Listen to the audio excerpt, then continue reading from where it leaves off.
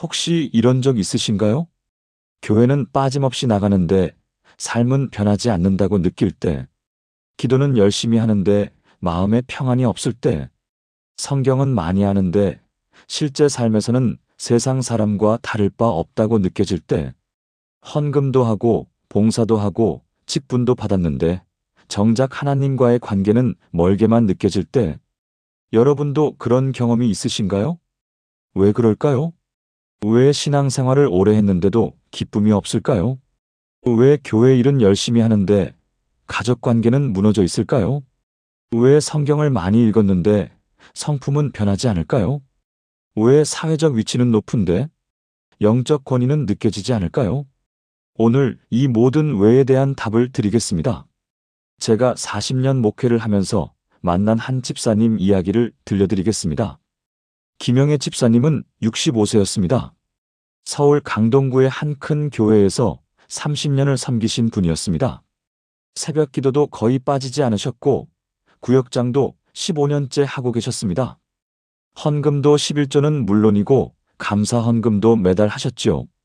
교인들 사이에서는 모범 집사님으로 통했습니다. 그런데 2023년 가을 그 집사님이 제 상담실 문을 두드리셨습니다. 노크 소리가 너무 조심스러웠습니다. 문을 열자 집사님의 눈이 벌겋게 충혈되어 있었습니다. 의자에 앉으시더니 한참을 말을 잇지 못하셨습니다. 그러다가 마침내 떨리는 목소리로 이렇게 말씀하셨습니다. 목사님, 저는 30년 동안 가짜 신앙을 가진 것 같습니다. 제 가슴이 철렁 내려앉았습니다. 무슨 말씀이세요, 집사님? 집사님은 손수건으로 눈물을 닦으시며 말씀하셨습니다. 교회는 30년을 다녔는데 아직도 남편이 미워요. 남편이 말만 해도 화가 나요. 자식들도 원망스러워요. 왜 내 뜻대로 안 되는지, 왜 나를 불편하게 하는지. 기도할 때는 사랑한다고 말하는데 막상 집에 가면 짜증이 나요. 성경 말씀은 많이 하는데 내 삶에는 적용이 안 돼요.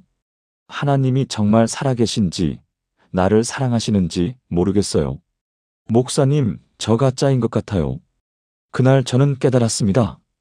교회 출석과 진짜 신앙은 다르다는 것을, 직분과 영적 성숙은 다르다는 것을, 종교 활동과 하나님과의 관계는 다르다는 것을. 그리고 그날 이후 저는 40년 목회 현장에서 만난 수많은 성도님들의 얼굴이 떠올랐습니다. 겉으로는 열심히 신앙생활을 하는 것 같지만 속으로는 공허함에 시달리는 분들, 형식은 갖추었지만 능력은 없는 분들, 종교는 있지만 생명이 없는 분들. 바로 오늘 성경이 말씀하시는 가짜 신앙의 7가지 특징을 나누고자 합니다. 이것은 여러분을 정죄하기 위함이 아닙니다. 오히려 진단을 통해 치료받고 진짜 신앙으로 회복되기를 간절히 바라는 마음입니다.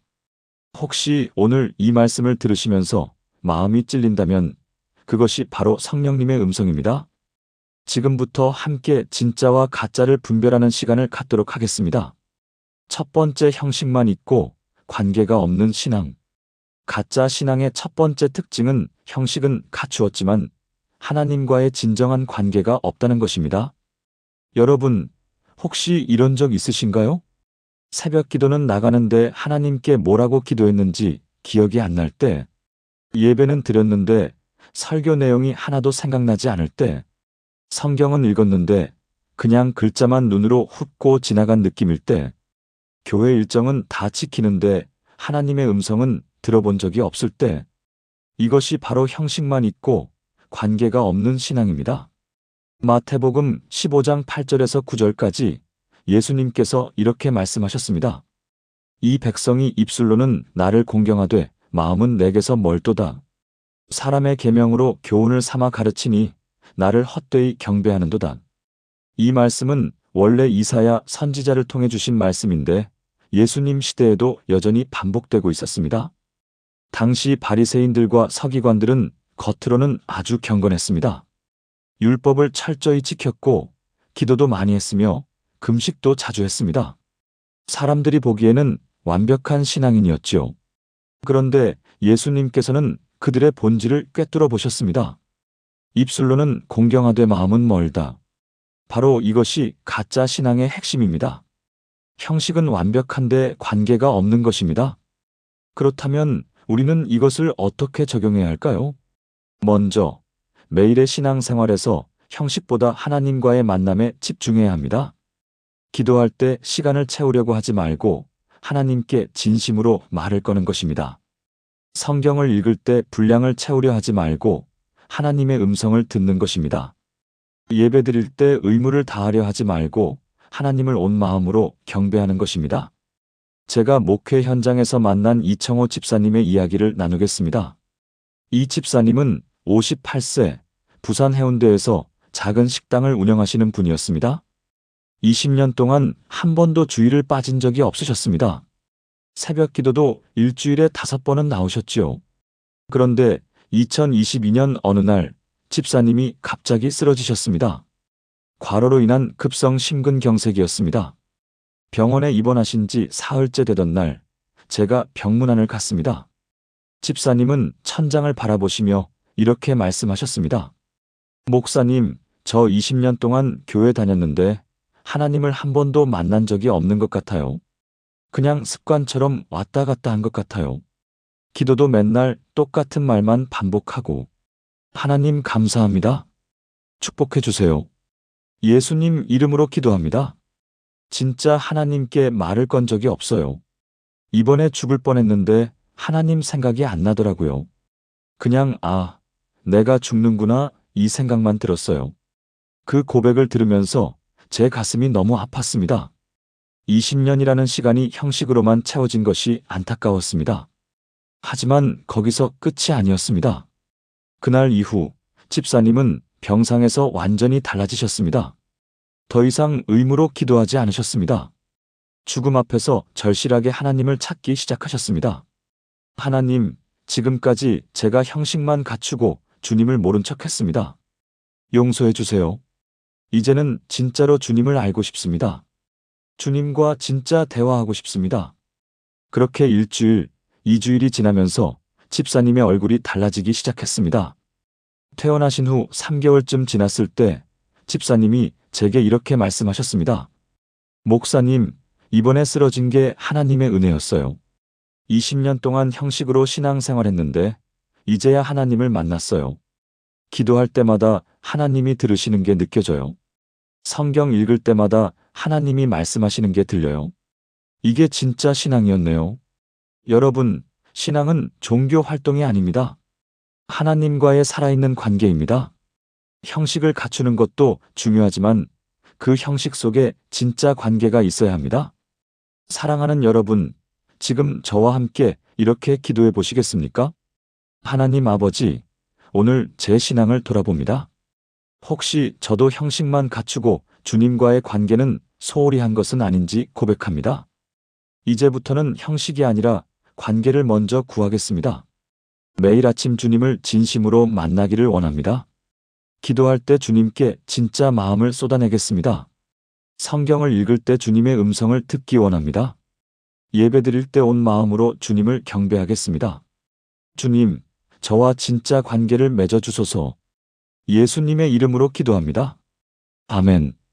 여러분의 신앙이 형식에서 관계로 바뀌는 놀라운 변화가 일어나기를 축복합니다. 가짜 신앙의 두 번째 특징은 성경 지식은 많지만 실제로 순종하지 않는 것입니다. 여러분, 이런 경험 있으신가요?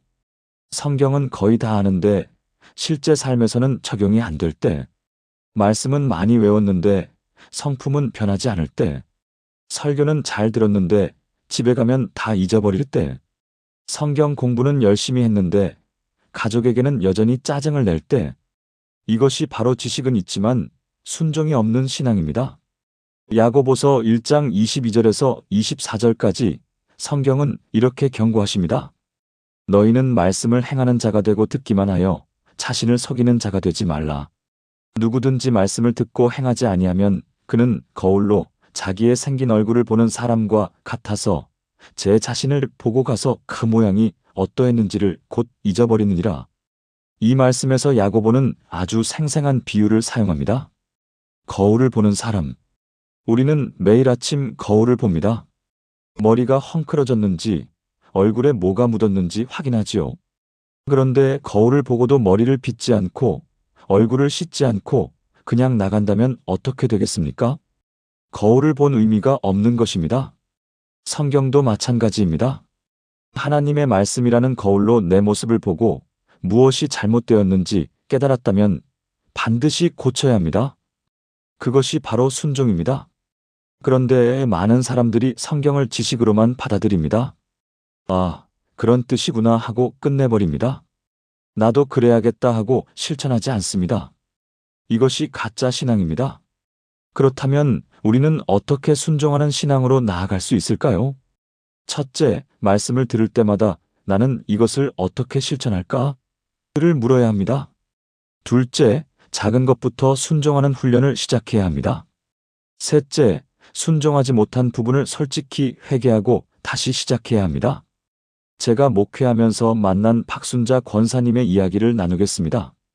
권사님은 72세 경기도 수원에서 사시는 분이었습니다. 놀랍게도 성경을 거의 다 외우고 계셨습니다. 창세기부터 요한계시록까지 주요 구절은 거의 다 외우셨지요. 성경 퀴즈를 하면 1등을 하셨고 성경 공부 시간에는 누구보다 열심히 하셨습니다. 그런데 문제가 있었습니다. 권사님의 세 자녀가 모두 교회를 떠났습니다.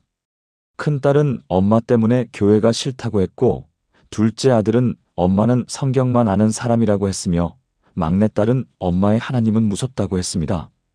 2021년 가을 권사님이 제게 상담을 요청하셨습니다. 목사님, 저는 성경을 이렇게 많이 아는데 왜 자식들이 다 교회를 떠났을까요? 제가 뭘 잘못한 걸까요? 저는 조심스럽게 여쭤봤습니다. 권사님, 혹시 자녀분들에게 어떻게 대하셨는지 말씀해 주실 수 있으세요? 권사님은 잠시 생각하시더니 말씀하셨습니다. 저는 성경대로 자식을 키우려고 했어요. 자녀를 훈계하라 했으니까 매일 잘못한 것을 지적했어요. 악을 미워하라 했으니까 자식들이 세상적인 것 하면 혼을 냈어요. 거룩하라 했으니까 친구들도 만나지 못하게 했어요. 그런데 왜 자식들이 저를 싫어할까요? 저는 그때 깨달았습니다.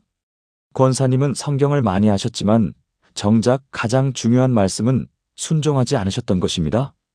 오래 참으라, 온유하라, 사랑하라, 용서하라. 이런 말씀들은 실천하지 않으시고 자녀를 심판하는 말씀만 적용하셨던 것이지요. 저는 권사님께 에베소서 4장 29절 말씀을 함께 읽자고 제안했습니다. 무릇 더러운 말은 너희 입 밖에도 내지 말고 오직 덕을 세우는 데 소용되는 대로 선한 말을 하여 듣는 자들에게 은혜를 끼치게 하라. 권사님, 이 말씀을 아시죠? 네, 당연히 알지요. 그런데 이 말씀대로 사셨나요? 권사님은 한참을 말씀하지 못하셨습니다. 눈물이 흘러내렸습니다. 목사님, 저는 성경을 아는 데만 집중했지 실천하는 데는 집중하지 못했어요. 자식들에게 지적만 했지 덕을 세우는 말을 한 적이 없어요. 아, 제가 얼마나 큰 죄를 지었습니까? 그날부터 권사님은 완전히 달라지셨습니다. 더 이상 자녀들에게 지적하지 않으셨습니다. 대신 격려하기 시작하셨습니다. 엄마가 미안해. 그동안 너를 심판만 했구나. 내가 이런 모습이 있는지 엄마는 몰랐어. 정말 대단하다. 엄마는 너를 사랑해. 무조건 사랑해. 처음에는 자녀들이 어색해했습니다. 엄마, 어디 아프세요? 하지만 3개월, 6개월이 지나면서 자녀들의 마음이 풀리기 시작했습니다. 1년 후 큰딸이 먼저 교회에 나오겠다고 했습니다. 엄마가 달라지셨어요. 엄마의 하나님이 궁금해요. 2년 후 세 자녀가 모두 교회로 돌아왔습니다. 권사님은 제게 이렇게 말씀하셨습니다. 목사님, 저는 40년 동안 성경을 잘못 알았어요. 성경은 지식으로 배우는 게 아니라 삶으로 실천하는 것이었어요. 한 구절을 알아도 그것을 살아내는 게 진짜 신앙이더라고요. 사랑하는 여러분, 지금 저와 함께 이렇게 기도해 보시겠습니까? 하나님 아버지, 저는 말씀을 많이 알고 있다고 착각했습니다. 그러나 정작 순종하는 데는 부족했음을 고백합니다. 오늘부터 말씀을 듣기만 하는 자가 아니라 행하는 자가 되기를 원합니다. 작은 말씀 하나라도 제 삶에서 실천하게 하소서. 특별히 사랑하라, 용서하라, 온유하라는 말씀을 제 가정에서 먼저 실천하게 하소서. 지식의 신앙이 아니라 순종의 신앙으로 살아가게 하소서. 예수님의 이름으로 기도합니다. 아멘. 말씀을 행하는 자가 되시는 놀라운 은혜가 여러분 모두에게 임하기를 축복합니다. 가짜 신앙의 세 번째 특징은 종교 활동에는 열심이지만 사랑이 없다는 것입니다. 여러분, 이런 분들을 보신 적 있으신가요? 교회 일은 열심히 하는데 가족에게는 냉정한 사람, 봉사는 많이 하는데 주변 사람들과는 다투는 사람, 헌금은 많이 하는데 가난한 이웃은 외면하는 사람, 기도는 오래 하는데 말투는 차갑고 날카로운 사람. 이것이 바로 열심은 있지만 사랑이 없는 신앙입니다. 고린도전서 13장 1절에서 3절까지 사도 바울은 이렇게 선언합니다. 내가 사람의 방언과 천사의 말을 할지라도 사랑이 없으면 소리나는 구리와 울리는 꽹과리가 되고, 내가 예언하는 능력이 있어 모든 비밀과 모든 지식을 알고 또 산을 옮길 만한 모든 믿음이 있을지라도 사랑이 없으면 내가 아무것도 아니요. 내가 내게 있는 모든 것으로 구제하고 또 내 몸을 불사르게 내줄지라도 사랑이 없으면 내게 아무 유익이 없느니라. 이 말씀은 정말 충격적입니다. 방언도 하고 예언도 하고 지식도 있고 믿음도 있고 구제도 하고 심지어 순교까지 하는데 사랑이 없으면 아무 소용이 없다는 것입니다. 당시 고린도 교회에는 여러 가지 은사를 가진 사람들이 많았습니다. 그런데 그들은 은사를 자랑하고 서로 비교하며 다투고 있었습니다. 나는 방언을 할 수 있어. 나는 예언을 해. 나는 지식이 많아. 이렇게 은사를 가지고 교만하고 있었던 것이지요. 바울은 그들에게 말합니다. 아무리 대단한 은사가 있어도, 아무리 많은 봉사를 해도 사랑이 없으면 그것은 소음일 뿐이라고. 그렇다면 사랑이 있는 신앙은 무엇일까요? 사랑은 감정이 아니라 행동입니다. 상대방의 필요를 채워주는 것입니다. 내 유익이 아니라 상대방의 유익을 구하는 것입니다. 내 주장이 아니라 상대방의 아픔을 품어주는 것입니다. 제가 목회 중에 만난 최강수 장로님의 이야기를 나누겠습니다. 장로님은 61세, 인천 부평에서 중소기업을 운영하시는 분이었습니다. 교회에서는 정말 열심히 섬기셨습니다. 당회장이셨고 재정위원장도 하셨으며 선교위원장도 겸하고 계셨습니다. 새벽 기도도 매일 나오시고 주일에는 3번 예배를 드리셨습니다. 헌금도 많이 하셔서 교회 건축 헌금의 30%를 감당하셨지요. 모든 사람이 장로님을 존경했습니다. 그런데 2020년 어느 날 장로님의 큰아들이 제게 전화를 했습니다. 목소리가 많이 상해 있었습니다. 목사님, 저 최준혁입니다. 장로님 아들이요. 네, 준혁 집사님. 무슨 일이세요? 목사님, 저희 아버지 진짜 예수 믿는 사람 맞나요? 무슨 말씀이신가요? 아버지는 교회에서는 천사고 집에서는 악마예요. 교회에서는 웃으면서 모든 사람한테 친절하게 대하시는데 집에 오시면 무섭기만 해요. 저희한테는 소리만 지르세요. 엄마한테는 함부로 대하시고요. 직원들한테는 더 심해요. 월급도 제때 안 주시고 욕하시고 화내시고. 그러면서 교회에서는 사랑하시잖아요. 목사님, 저 이해가 안 돼요. 제 가슴이 무너지는 것 같았습니다. 며칠 후 저는 장로님을 따로 만나 말씀드렸습니다. 장로님, 최근에 가정은 어떠십니까? 뭐, 별일 없지요. 장로님, 준혁 집사님이 저에게 전화를 했습니다.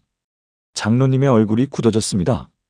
저는 조심스럽게 준혁 집사님이 한 말을 전했습니다. 장로님은 한참을 말씀하지 못하셨습니다.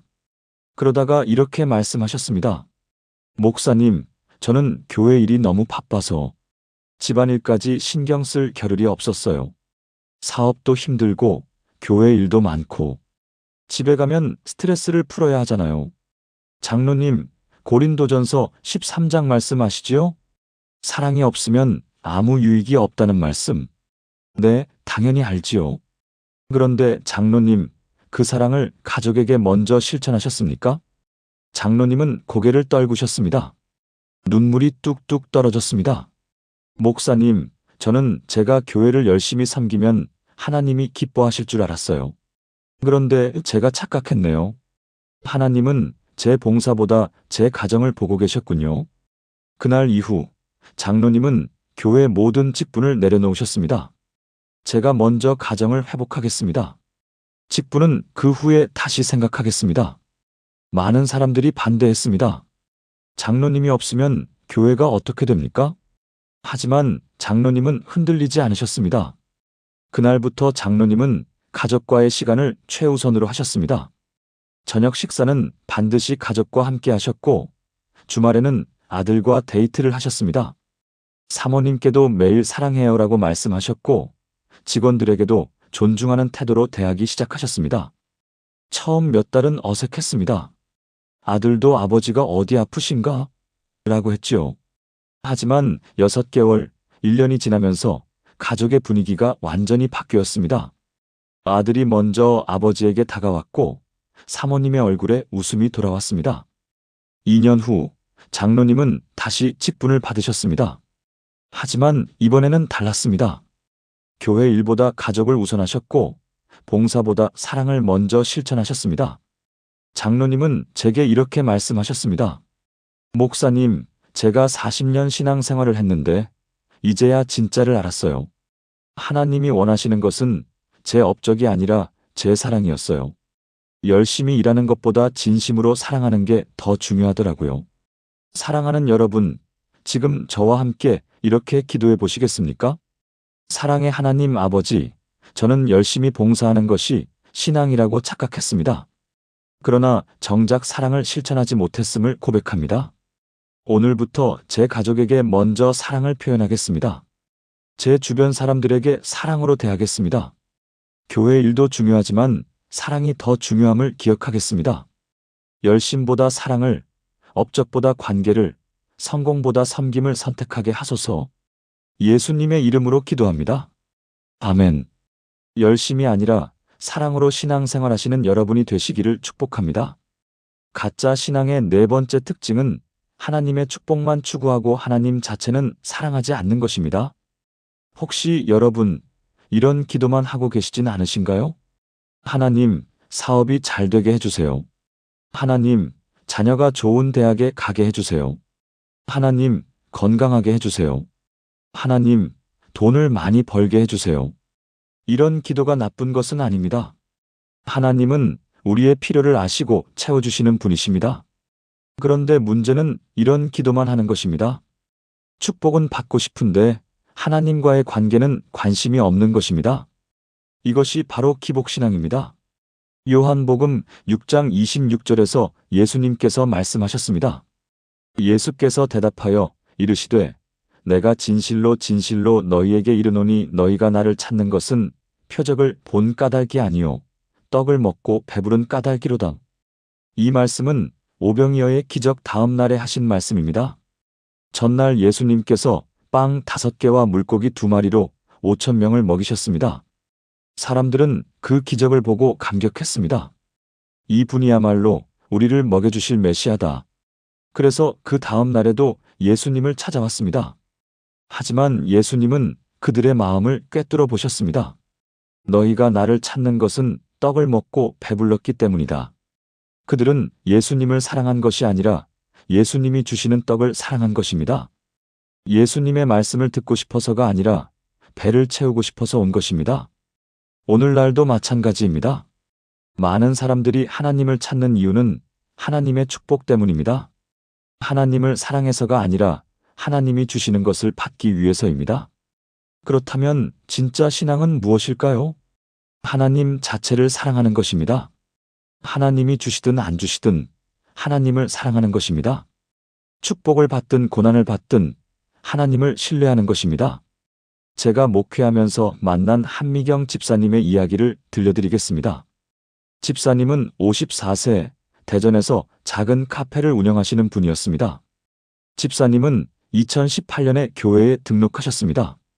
당시 카페 사업이 너무 어려워서 하나님께 매달렸다고 하셨지요. 하나님, 사업이 잘 되게 해주시면 열심히 믿겠습니다. 그렇게 기도하며 새벽 기도에 나오셨고 11조도 드리기 시작하셨습니다. 그런데 놀랍게도 6개월 후부터 사업이 잘 되기 시작했습니다. 손님이 많아졌고 매출이 늘어났고 두 번째 매장도 열게 되었습니다. 집사님은 너무 기뻤습니다. 역시 하나님은 살아계셔. 헌금도 더 많이 드렸고 교회 봉사도 열심히 했습니다. 그런데 2021년 코로나19가 터졌습니다. 카페 영업이 제한되었고 손님이 끊겼습니다. 두 매장 중 하나를 폐업해야 했고 직원도 절반을 해고해야 했습니다. 빚도 늘어났습니다. 집사님은 더욱 간절히 기도했습니다. 하나님, 왜 이러십니까? 제가 열심히 믿었는데 왜 이렇게 하십니까? 하나님, 다시 살려주세요. 하지만 상황은 나아지지 않았습니다. 오히려 더 어려워졌습니다. 집사님은 점점 하나님을 원망하기 시작했습니다. 새벽 기도도 나가지 않았고 예배도 빠지기 시작했습니다. 2022년 초 집사님이 제 상담실에 오셨습니다. 얼굴에 실망과 분노가 가득했습니다. 목사님, 하나님은 정말 계십니까? 제가 그렇게 열심히 믿었는데 왜 저를 이렇게 버리셨습니까? 다른 사람들은 잘 되는데 왜 저만 이렇게 힘든 겁니까? 하나님이 계시다면 이럴 수가 있습니까? 저는 집사님의 고통을 이해했습니다. 하지만 한 가지 질문을 드려야 했습니다. 집사님, 솔직히 여쭤봐도 될까요? 집사님이 처음 하나님을 믿으신 이유가 무엇이었나요? 사업이 어려워서요. 하나님이 도와주실 줄 알고. 그리고 사업이 잘 될 때는 어떠셨나요? 감사했죠. 역시 하나님은 살아계시다고 생각했어요. 그런데 지금은요? 지금은 하나님이 없는 것 같아요.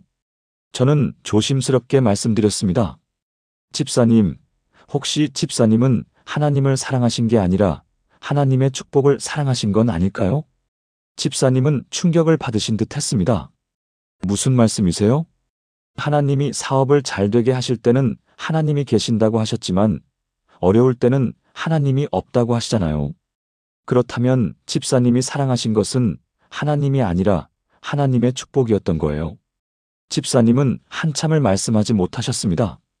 눈물이 주르륵 흘러내렸습니다. 목사님, 제가 정말 그랬네요. 하나님을 사랑한 게 아니라 복을 사랑했네요. 하나님을 믿은 게 아니라 이용하려고 했네요. 그날 집사님은 진정으로 회개하셨습니다. 그리고 기도의 내용이 완전히 바뀌었습니다. 하나님, 사업이 되든 안 되든 저는 주님을 사랑하겠습니다. 부자가 되든 가난하게 되든 저는 주님을 의지하겠습니다.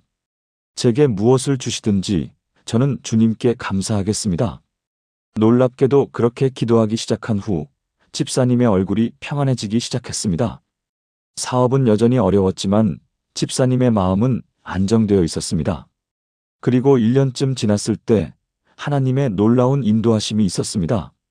카페를 접고 작은 베이커리를 시작하게 되었는데 그것이 대박이 났습니다.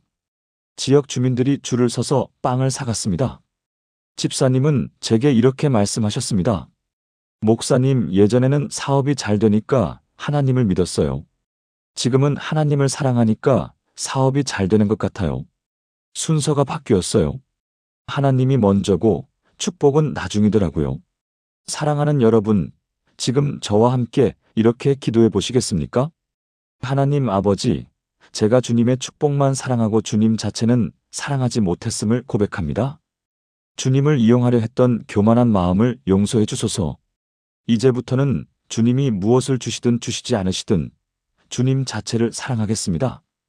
복을 주셔도 감사하고 고난을 주셔도 감사하겠습니다.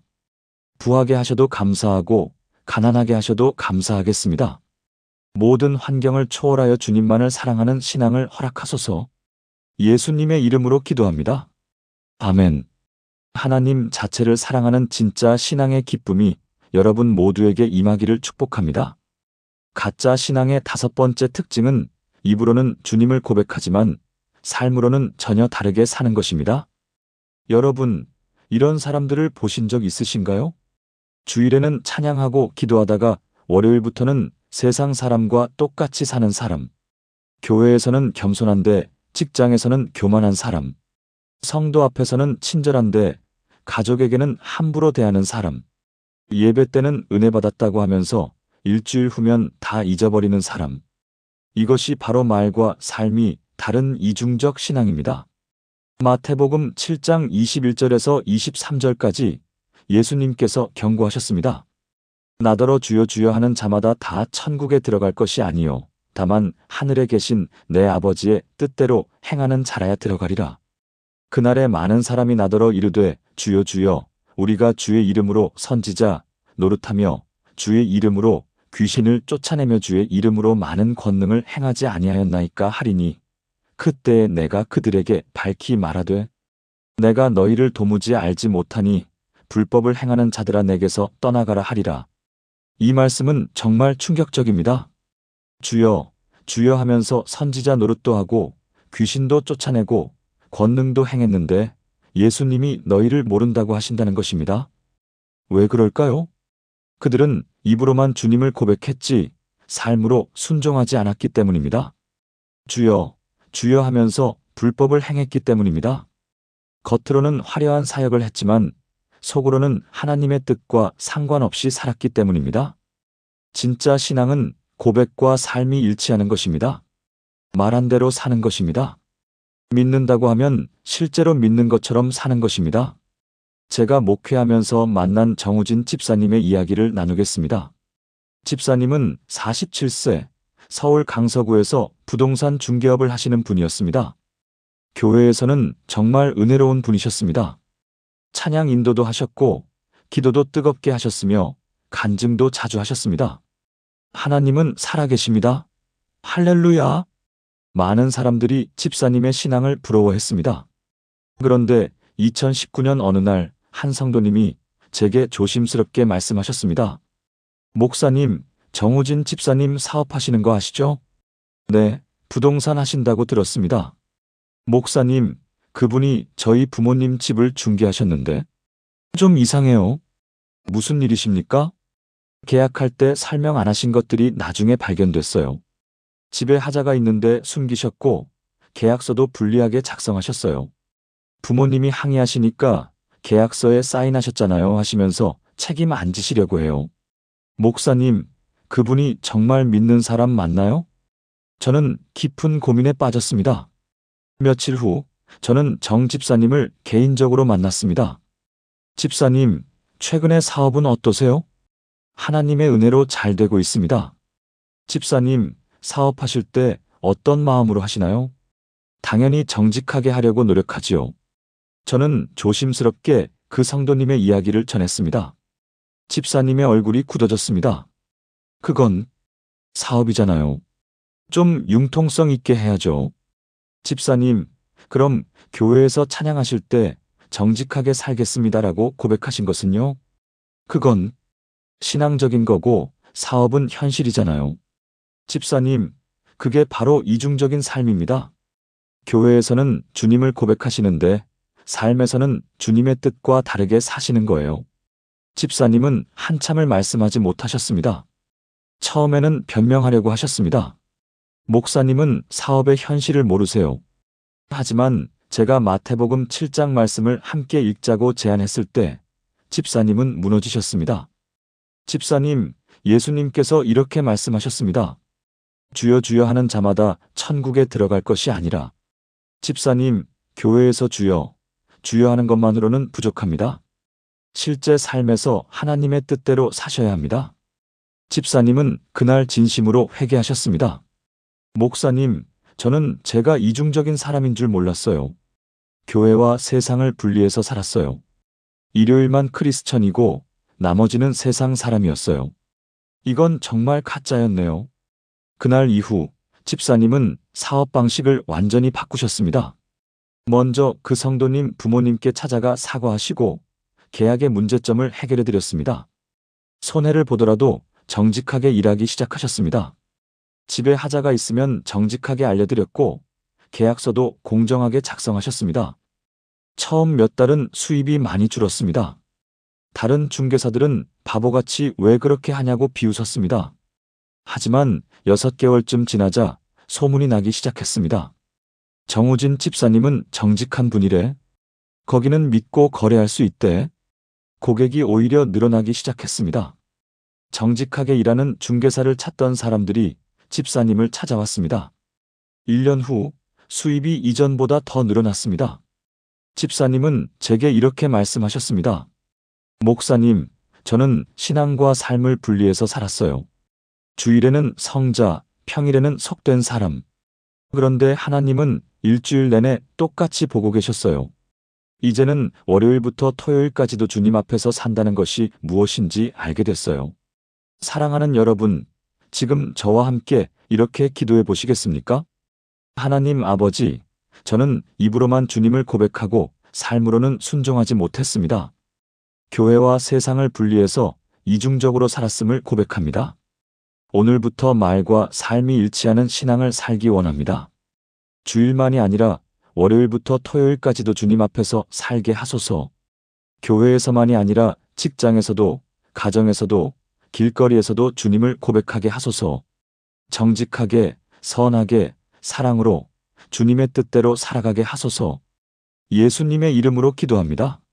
아멘. 말과 삶이 일치하는 진실한 신앙의 능력이 여러분 모두에게 임하기를 축복합니다.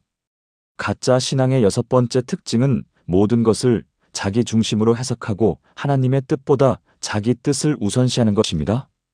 여러분, 이런 기도를 하신 적 있으신가요? 하나님, 제 뜻대로 되게 해주세요. 하나님, 제가 원하는 것을 주세요. 하나님, 제 계획대로 이루어지게 해주세요.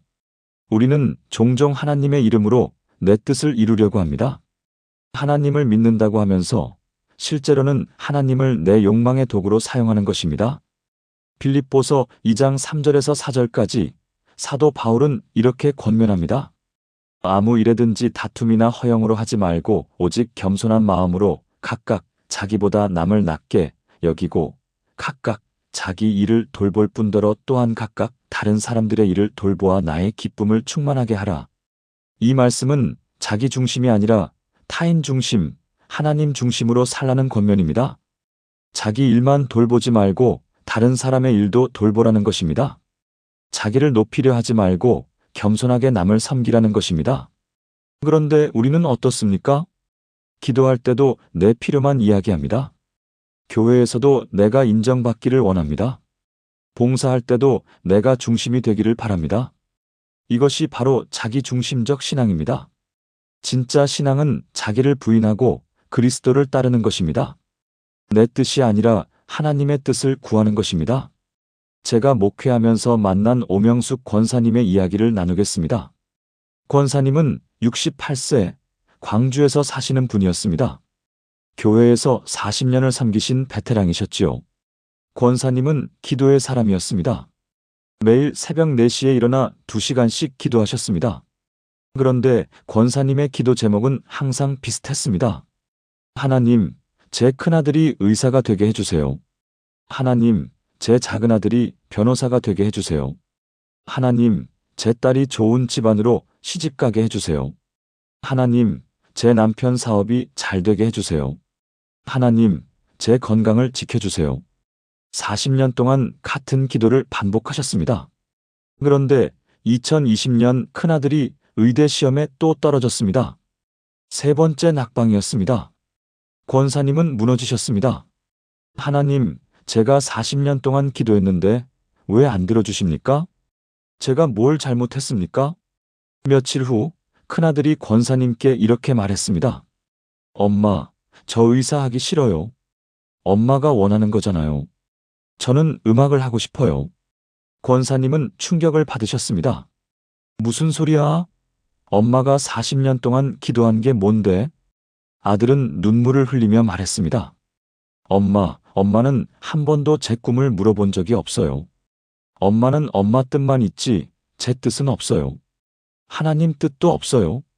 엄마는 하나님을 믿는 게 아니라 이용하는 거예요. 그 말에 권사님은 완전히 무너지셨습니다.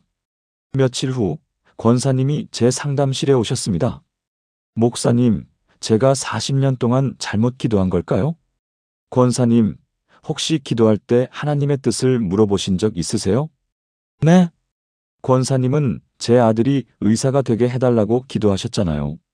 그런데 혹시 하나님, 제 아들이 어떤 삶을 살기를 원하십니까? 라고 물어보신 적 있으세요? 권사님은 말문이 막히셨습니다. 그런 생각은 해본 적이 없어요. 권사님, 겟세마네 동산에서 예수님께서 어떻게 기도하셨는지 아시죠? 네, 내 원대로 마시옵고 아버지의 원대로 하옵소서라고 하셨지요. 권사님, 예수님도 내 뜻을 먼저 말씀하셨지만 결국 아버지의 뜻에 순종하셨어요. 그런데 권사님은 40년 동안 내 뜻만 구하셨어요. 한 번도 아버지의 원대로라고 기도하지 않으셨어요. 권사님은 그 자리에서 통곡하셨습니다. 목사님, 저는 하나님을 내 종으로 생각했어요. 내가 원하는 걸 이뤄주는 존재로만 생각했어요. 정작 하나님이 무엇을 원하시는지는 한 번도 물어보지 않았어요. 그날 이후 권사님의 기도가 완전히 바뀌었습니다.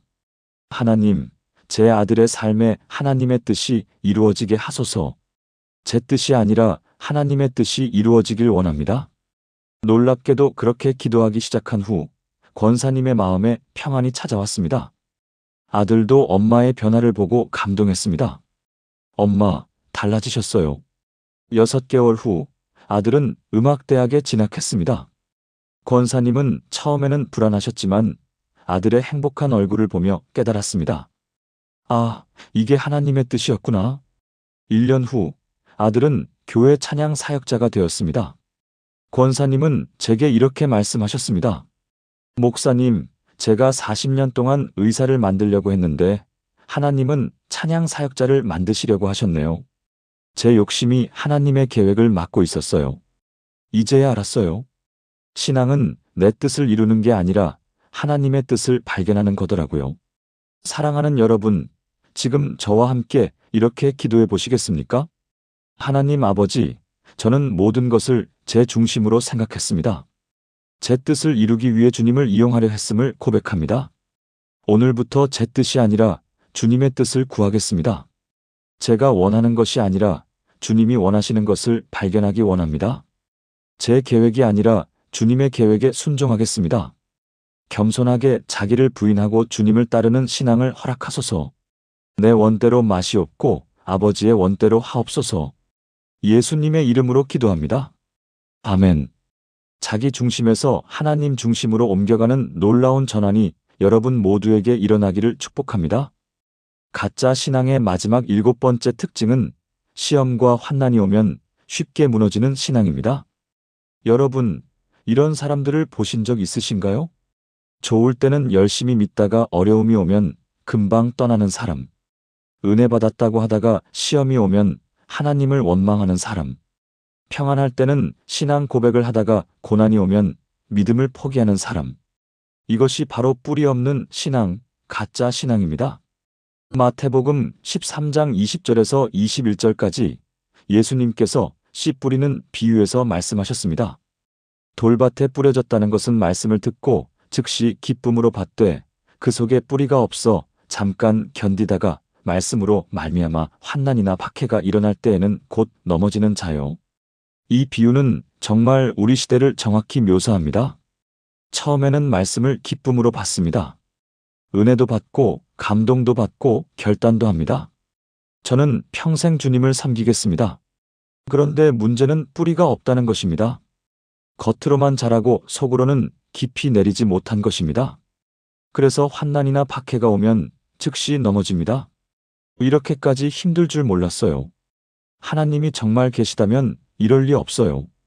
믿으니까 더 힘들어요. 차라리 안 믿는 게 나아요. 진짜 신앙은 환난 중에도 흔들리지 않는 신앙입니다. 고난 중에도 하나님을 신뢰하는 신앙입니다. 시험 중에도 믿음을 지키는 신앙입니다. 제가 목회하면서 만난 이영철 권사님의 이야기를 들려드리겠습니다. 권사님은 55세, 울산에서 작은 공장을 운영하시는 분이었습니다. 2017년에 교회에 등록하셨는데 정말 뜨겁게 은혜를 받으셨습니다. 매일 새벽 기도에 나오셨고 성경 공부도 빠지지 않으셨으며 봉사도 열심히 하셨습니다. 목사님, 제가 왜 이제야 교회를 나왔는지 모르겠어요. 이렇게 좋은데 평생 믿겠습니다. 많은 사람들이 권사님의 열정에 감동했습니다. 6개월 만에 권사 직분을 받으셨고 1년 후에는 구역장도 되셨습니다. 그런데 2018년 가을 큰 시험이 찾아왔습니다. 공장 거래처가 갑자기 파산했고 권사님 공장도 연쇄부도 위기에 놓였습니다. 30년 동안 쌓아온 것이 한순간에 무너질 위기였습니다. 권사님은 더욱 간절히 기도했습니다. 하나님, 살려주세요. 제가 이제 막 믿기 시작했는데, 하지만 상황은 나아지지 않았습니다. 결국 공장 문을 닫아야 했고, 집도 팔아야 했으며, 빚도 지게 되었습니다. 권사님은 완전히 무너지셨습니다. 새벽 기도도 나오지 않으셨고, 주일 예배도 빠지기 시작했습니다. 전화도 받지 않으셨습니다. 3개월쯤 지났을 때 제가 권사님 집을 방문했습니다. 권사님은 초췌한 모습으로 문을 열어주셨습니다. 권사님, 요즘 어떠십니까? 권사님은 한참을 침묵하시다가 이렇게 말씀하셨습니다. 목사님, 하나님은 왜 저를 버리셨을까요? 제가 믿기 시작하니까 오히려 더 힘들어졌어요. 안 믿을 때는 이렇게까지 힘들지 않았어요. 하나님이 정말 계시는 게 맞나요? 계시다면 왜 저를 이렇게 방치하십니까? 저는 권사님의 고통을 느낄 수 있었습니다. 하지만 한 가지를 여쭤봐야 했습니다. 권사님, 처음 교회에 나오셨을 때 뭐라고 하셨는지 기억하십니까? 네? 평생 믿겠습니다라고 하셨잖아요. 그런데 그 평생은 좋을 때만을 의미했나요? 권사님은 말문이 막히셨습니다. 저는 욥기 13장 15절 말씀을 펼쳤습니다. 그가 나를 죽이시리니 내가 소망이 없노라. 그러나 내가 내 행위를 그의 앞에서 변명하리라. 권사님, 욥은 모든 것을 잃었습니다. 자녀도 재산도 건강도 다 잃었어요. 그런데 이렇게 고백했습니다. 그가 나를 죽이실지라도 나는 그를 의뢰하리라. 이게 진짜 신앙입니다. 권사님은 눈물을 흘리셨습니다. 목사님, 저는 좋을 때만 믿는 사람이었네요. 복 받을 때만 하나님을 찾았어요. 고난이 오니까 하나님을 원망하네요. 제 신앙이 가짜였어요. 그날 권사님은 진심으로 회개하셨습니다. 그리고 결단하셨습니다. 하나님이 제 모든 것을 가져가셔도 저는 하나님을 믿겠습니다. 좋을 때든 나쁠 때든 부할 때든 가난할 때든 건강할 때든 아플 때든 저는 하나님을 의지하겠습니다. 놀랍게도 그 결단 이후 권사님의 얼굴에 평안이 찾아왔습니다. 상황은 여전히 어려웠지만 믿음은 더 깊어졌습니다. 권사님은 다시 새벽 기도에 나오기 시작했고 더 간절히 말씀을 붙들었습니다. 그리고 1년쯤 지났을 때 하나님의 놀라운 인도하심이 있었습니다. 한 지인이 작은 일자리를 소개해 주셨고 그 일을 하면서 새로운 사업 아이템을 발견하게 되었습니다. 2년 후 권사님은 새로운 사업을 시작하셨고 이전보다 더 안정적인 삶을 살게 되셨습니다. 하지만 더 중요한 것은 권사님의 신앙이 완전히 달라졌다는 것입니다. 목사님, 예전에는 복을 받기 위해 믿었어요. 지금은 고난 중에도 하나님을 신뢰하는 법을 배웠어요. 그 고난이 제 신앙을 진짜로 만들었어요. 뿌리가 깊이 내린 거예요. 2024년 권사님에게 또 다른 시험이 왔습니다. 건강검진에서 암이 발견된 것입니다. 하지만 이번에는 달랐습니다.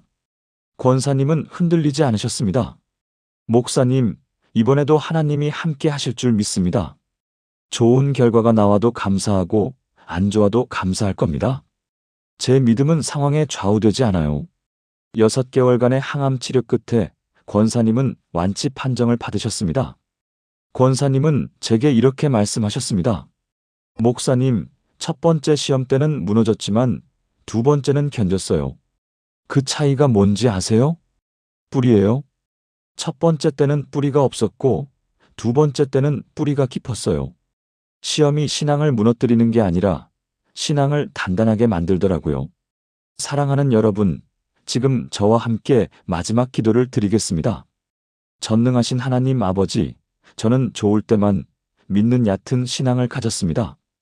시험이 오면 쉽게 흔들리는 뿌리 없는 신앙을 고백합니다. 오늘부터 깊은 뿌리를 내리는 신앙을 허락하소서.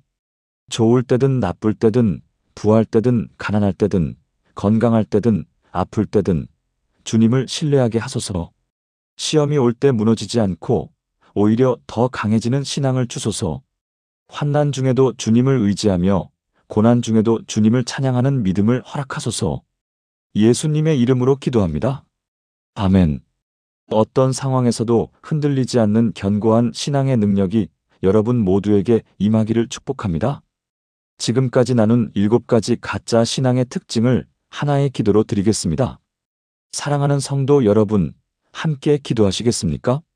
사랑하는 하나님 아버지, 오늘 이 시간 제 신앙을 낱낱이 들여다보게 하심을 감사드립니다.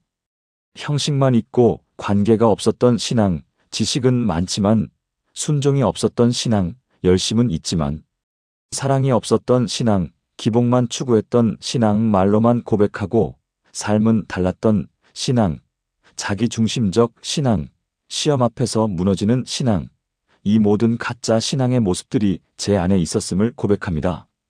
주님, 용서해 주소서. 이제 저는 진짜 신앙으로 살기를 원합니다. 형식이 아니라 주님과의 진정한 관계를 맺기 원합니다.